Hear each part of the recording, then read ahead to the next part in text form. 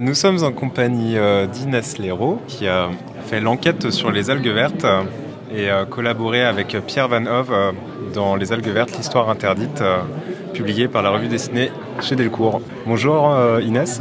Bonjour. Est-ce que tu peux te présenter pour nos auditeurs qui te connaissent peut-être pas? Oui, alors je m'appelle Inès Leroux, j'ai 38 ans, je suis journaliste d'enquête indépendante et documentariste de formation. En fait, j'ai fait des études de cinéma. Tu peux nous faire un petit pitch sur l'enquête Les algues vertes pour que nos auditeurs sachent un peu de quoi il est sujet dans cette enquête? En fait, je suis partie d'un problème sanitaire un peu dissimulé en Bretagne. C'est le problème causé par les marées vertes.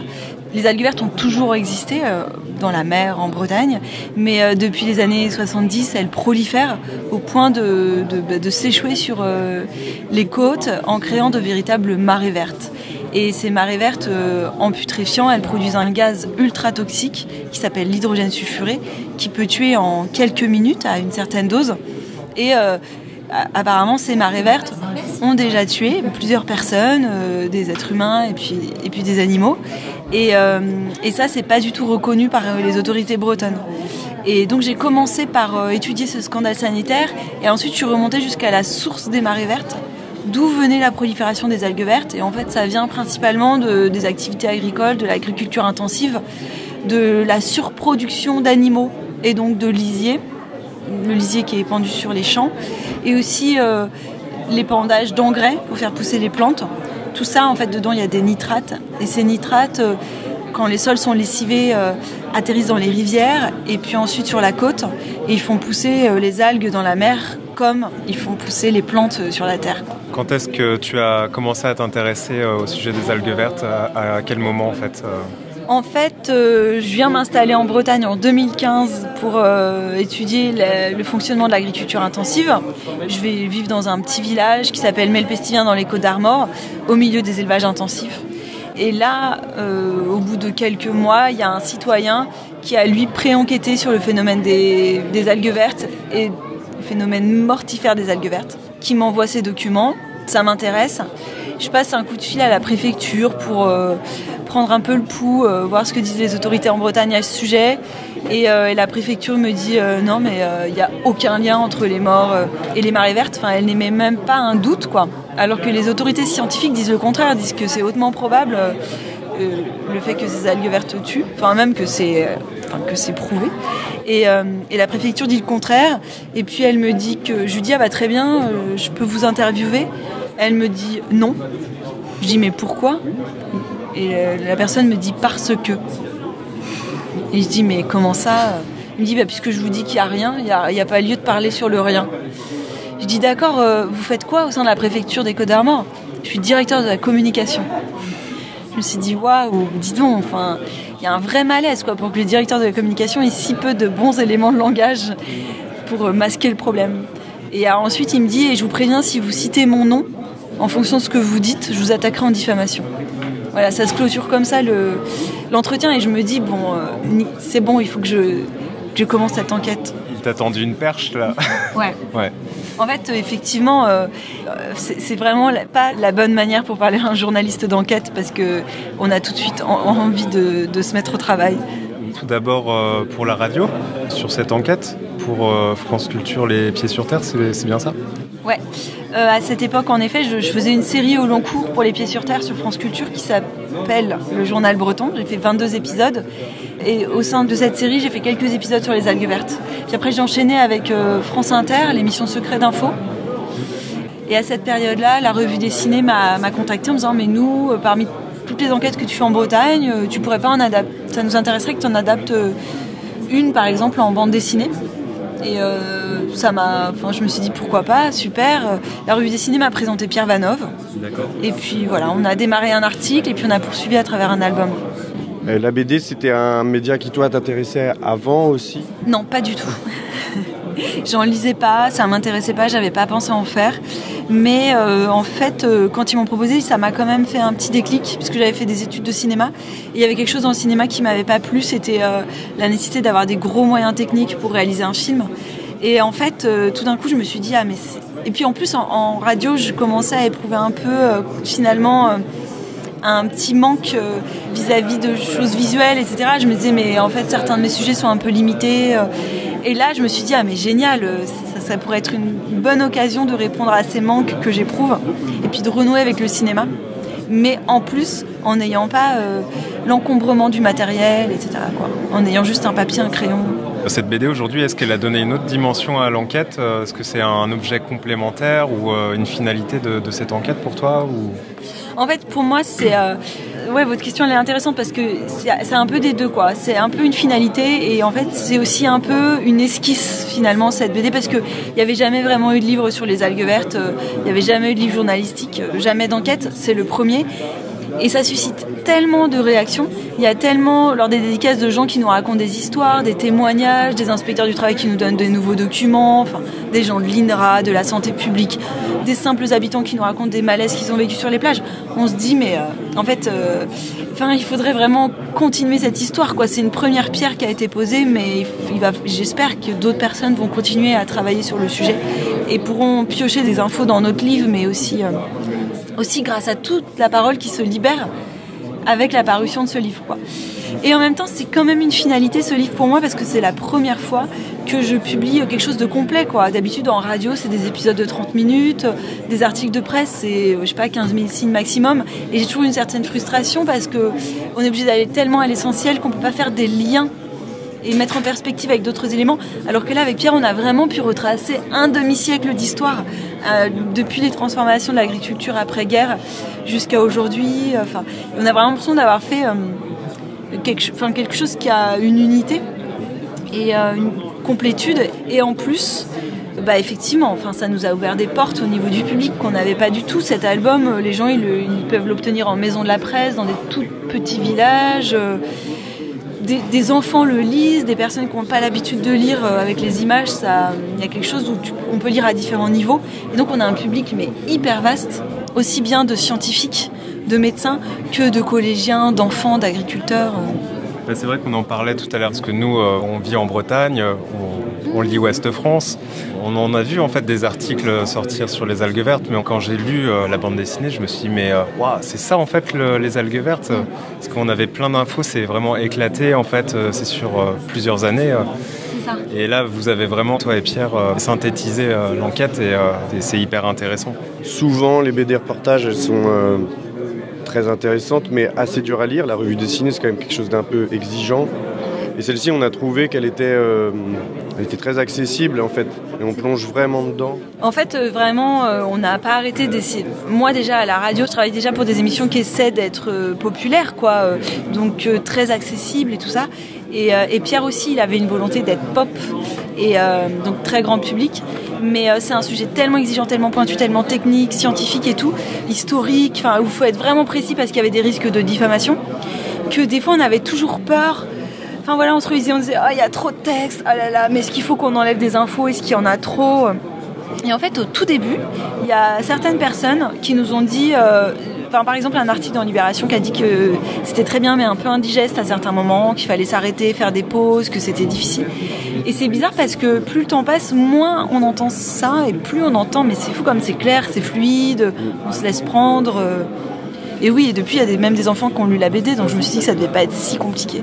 Vu que je sais que toi, Inès, tu es assez engagée sur des enjeux de santé publique, je voulais faire le parallèle avec l'incendie de l'usine Lubrizol à Rouen, surtout sur la manière dont a été gérée la crise. Là, quand on voit comment est gérée la crise des algues vertes, on se dit qu'à Rouen, effectivement, ils disent pas la vérité. Moi, je voudrais avoir ton impression là-dessus.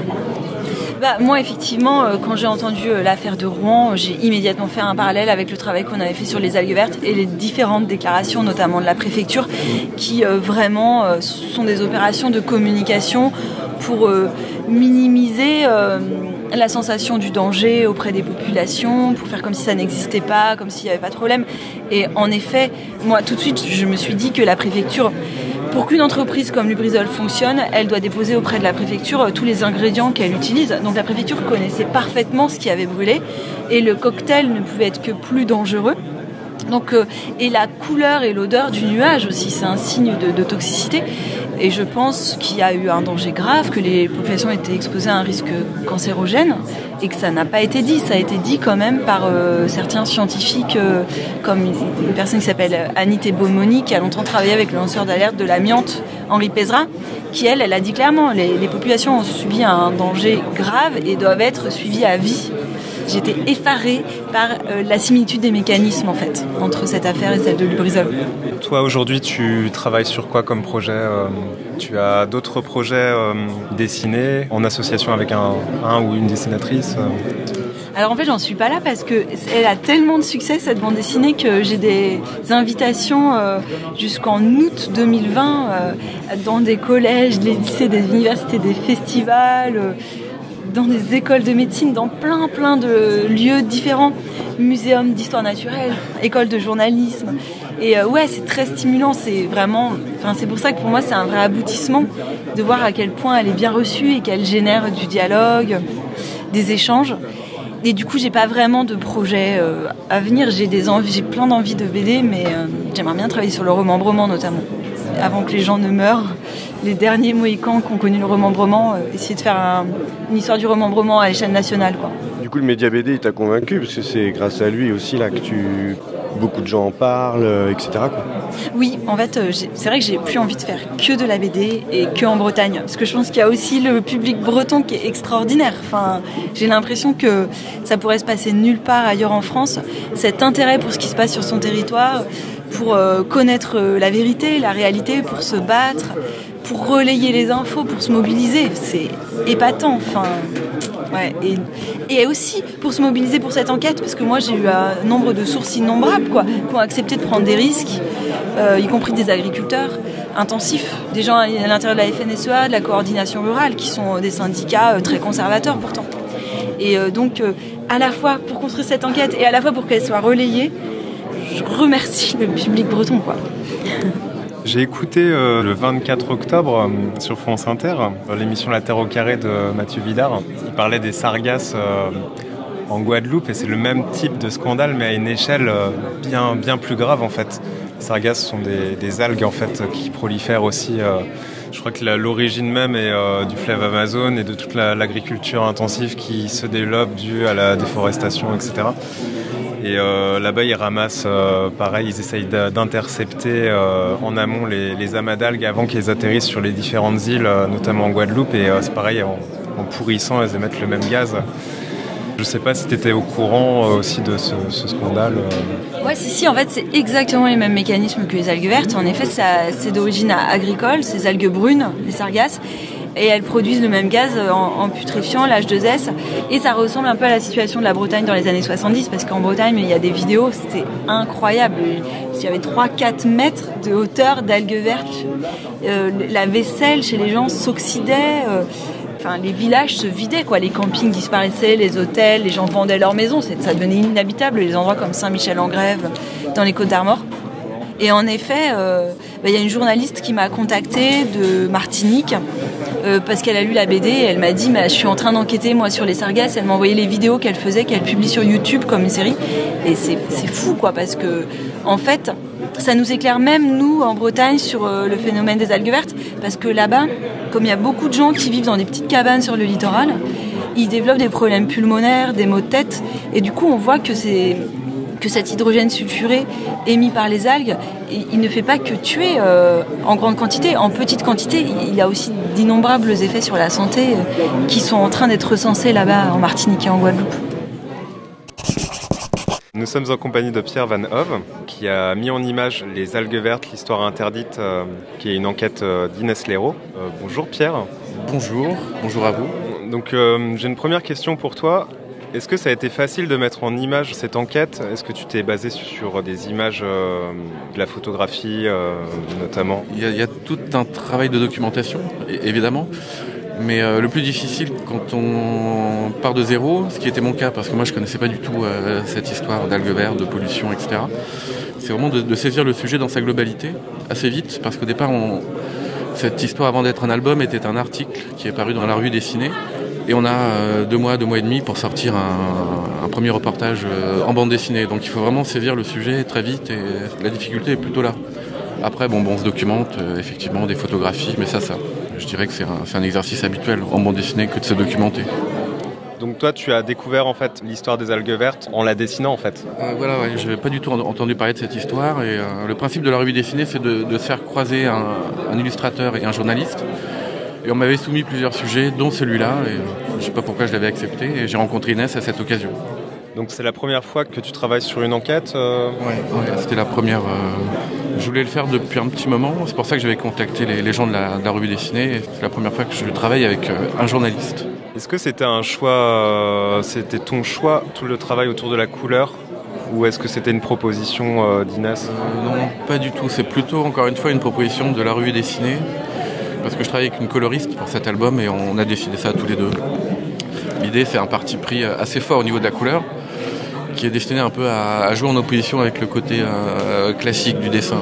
Donc une couleur un peu pop, avec toujours l'utilisation du jaune, du vert décliné sur tout l'album. Est-ce que tu es allé sur place aussi pour voir les paysages, etc. Oui, bien sûr. Ouais. Parce que Inès a habité, elle a déménagé depuis, mais elle a fait sa tocotte pendant 3 ans pour France Culture, pour les Pieds sur Terre, et donc elle s'est installée en Bretagne. Et puis moi, je suis allé la retrouver à 2 reprises pour rencontrer certaines personnes dont on parle dans l'album, et effectivement pour faire un repérage photo, avoir bien en tête les paysages, la plage, la campagne. Je ne pouvais pas inventer tout ça, effectivement. Et il n'y a pas eu une construction de scénario aussi Si, bien sûr. Il a fallu, en fin de compte, synthétiser, parce que la problématique des algues vertes, c'est simplement un aspect partiel de son travail de documentaliste. Elle est partie habiter en Bretagne pour un petit peu étudier l'agroalimentaire breton et ses conséquences sur l'environnement. Et elle parle de plein de choses, dont les algues vertes. C'est vrai qu'on a choisi les algues, enfin elle a choisi les algues vertes parce que ça permet un peu c'est un peu au centre de toutes les problématiques. Mais c'est pas simplement l'illustration de ces reportages, c'est vraiment une écriture adaptée à l'album. Il y a eu tout un travail de synthèse et même de développement. Je dirais même que pendant le temps de la fabrication de l'album, l'enquête se continuait. Mais cette fois-ci sous forme de bande dessinée et pas de documentaire radiophonique. D'accord, c'est pas juste une transposition, quoi. Non. C'est une histoire originale entre guillemets. Est-ce que aujourd'hui, depuis la publication de la bande dessinée, est-ce que ça a été un tremplin en tout cas pour parler de cette histoire ? Enfin, j'ai l'impression que l'album marche pas mal et c'est vrai que l'album a bien porté le sujet en termes de visibilité. En Bretagne, ça a très bien marché, les gens sont sensibilisés au sujet. Donc je pense que c'est vraiment un plus. Enfin, le format BD a été un plus quand même pour l'enquête, ça c'est sûr, pas pour sa diffusion, quoi. Dans les articles, on a des points de vue partiels, là, tout est rassemblé en une synthèse. Exactement, ouais. C'est ce qui fait toute la puissance de cette bande dessinée, notamment de tout mettre en image, c'est très, très bien construit, très bien hiérarchisé dans l'enquête. Il faut être clair, ouais. Il y a tellement d'infos, tellement d'éléments à présenter qu'il faut que la lecture soit digeste. Et à mon niveau, c'était vraiment mon souci premier, c'était de faire en sorte de dessiner une enquête en bande dessinée, mais qui puisse être lue comme n'importe quelle bande dessinée. Parce que souvent, les enquêtes en bande dessinée, c'est un petit peu... Il y a un mécanisme un peu lourd entre une voix off qui nous délivre des informations et une image qui illustre la voix off. Tandis que là, on a essayé tous les deux de faire une sorte de bande dessinée d'aventure qui pourrait être lue comme telle, quoi. Avec des personnages, des actions, toute une théâtralité. On l'a lu tous les deux. On a trouvé de manière générale, c'est vrai qu'elle avait ce côté, tu plonges dedans et tu oublies un peu que c'est une BD reportage en fait. Parce qu'effectivement, souvent, d'ailleurs dans la revue dessinée, souvent il y a des trucs, c'est super intéressant, mais c'est dur à lire. Voilà, c'est des procédés. Mais parce que c'est difficile aussi d'arriver à... Là, le sujet s'y prêtait bien parce qu'il y a beaucoup de personnages qui interviennent et puis c'est aussi le travail d'Inès est construit comme ça.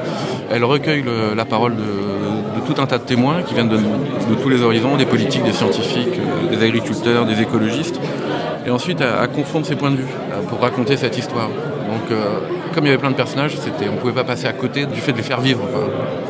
C'est vrai que j'ai réécouté justement cette semaine l'émission Les Pieds sur Terre et j'avais pas écouté l'émission avant de lire la bande dessinée et on retrouve des extraits, etc. Ouais. C'est vrai que je me suis pas mal basé sur les rushs, tous les entretiens qu'elle avait enregistrés, dont certains n'avaient pas été diffusés.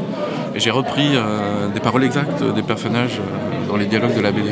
Thierry Burlot notamment, Pierre Philippe évidemment, et quelques autres. Est-ce que tu travailles sur d'autres projets actuellement ? Ouais, je suis en train de terminer le premier tome d'un album avec encore une fois des journalistes, mais cette fois-ci dans un format un peu différent. Ça va être plutôt l'histoire de la vie professionnelle de ces 2 journalistes d'investigation qui ont eu à traiter pas mal de grosses affaires sur ces 20 dernières années. Et on essaie de raconter à la fois leur vie professionnelle, mais par le prisme de leur vie personnelle. Une sorte de plongée dans le quotidien du journaliste. Tu peux pas dire qui c'est ? Si, c'est Gérard Davé et Fabrice Lhomme, 2 journalistes du Monde. Qui avait sorti une grosse enquête sur... François Hollande, un président ne veut pas dire ça. Inch'Allah, récemment. Petite question, est-ce que vous avez reçu des pressions ou depuis la publication Oui, il y a des petits... c'est pas bien méchant, mais il y en a quelques-unes. Notamment le livre qui était programmé au festival un festival de livres à Quintin a été annulé. Parce que comme les financements de ce festival proviennent du Conseil Général, je crois, et qu'on attaque un petit peu le Conseil Général, le livre a été censuré, on peut dire ça comme ça. Et autrement, on a un procès aussi. Un des personnages de la BD nous attend un procès. Pour diffamation. Voilà. Calomnieuse, je sais pas quoi. Il n'y en a pas un qui vous dit je vais vous faire un procès justement dans la BD ou... C'est lui. Vraiment d'actualité cette BD. En général, c'est bon signe s'il y a un procès, c'est que on a touché à quelque chose de sensible. Oui, c'est plutôt amusant. Mais ce qu'il faut savoir, c'est qu'avant de publier cet album, il y a chez Delcourt un avocat, un juriste qui relit l'album, et on a dû supprimer quelques pages, réaménager certains dessins par-ci par-là pour passer le crible de l'avocat. Donc normalement, on n'aura pas beaucoup de... Enfin, c'est Delcourt après qui prend ça en charge de toute façon. C'est lui qui assume. Oui. Eh bien, merci Pierre. Merci à vous. Merci. Merci bien.